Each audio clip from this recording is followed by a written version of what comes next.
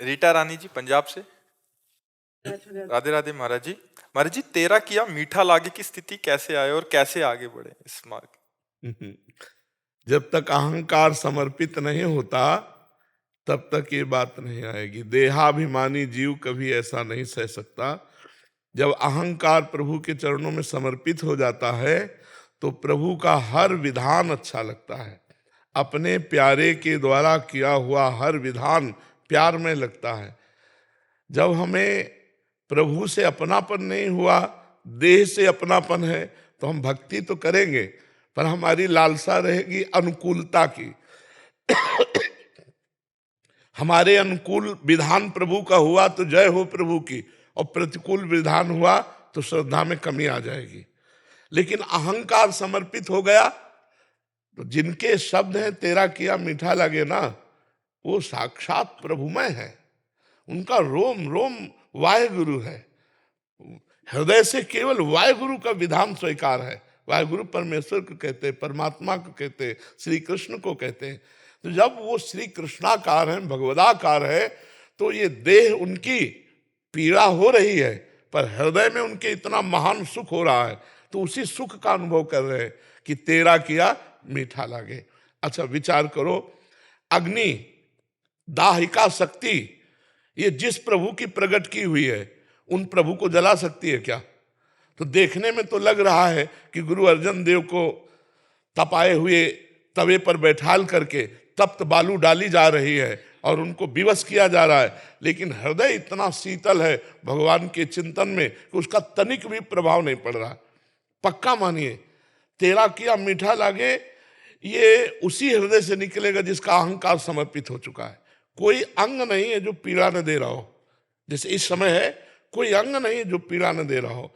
हर अंग हमें विवश कर रहा है लेटने के लिए, लेकिन हम उसको विवश कर रहे हैं भेंटने के लिए। सबसे भेंटो, सबसे मिलो, जब तक सेवा है तब तक कभी लेटना नहीं है। चलो अपने कार्य में लगो।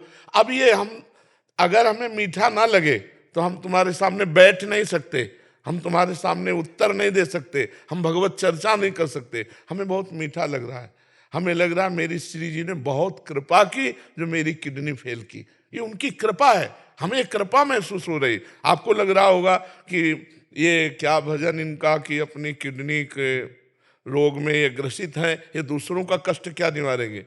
पक्का समझ लीजिए, ये एक मायाकृत नाटक है। हमें 100 में 100% दुख नहीं है, 100 में 100%। पक्का समझ लीजिए, हर समय एक ऐसा आनंद बना रहता है। वो आनंद न रुपया में है, न घर में है, न ब्रह्मा के पद में है, न कहीं है।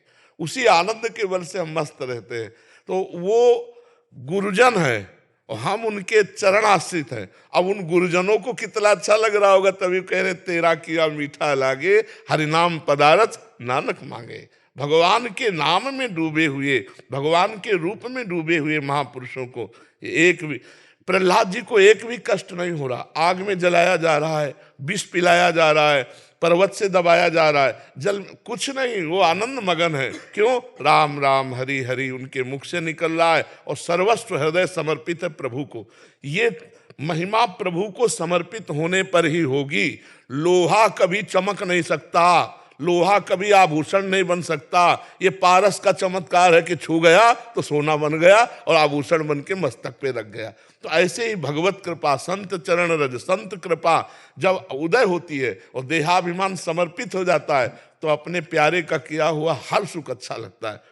अपने प्यारे से वो कह रहा है कि हर गम तुम्हारा मैं सहूंगा और कभी से शिकवा किसी से नहीं करूंगा। अब आप विचार करो, हम भगवान से प्यार करते हैं, हम मालिक से प्यार करते हैं और हम थोड़े थोड़े कष्टों में हम प्रभु से शिकायत करने लगे। अगर आपको दुख देने में सुख मिल रहा है तो मुझे कभी सुख मत दीजिए, हर कदम में दुख दीजिए। वो दुख ही हमारे लिए परम सुख होगा, क्योंकि मेरा प्यारा मुस्कुरा रहा है, मेरे प्यारे मुस्कुरा रहे इस बात को देखकर। इस बात से ये अहम समर्पित होने से होगा। जब तक अहंकार देहाभिमान समर्पित नहीं हुआ तब तक ऐसी बात नहीं आ सकती कि तेरा किया मीठा लगे।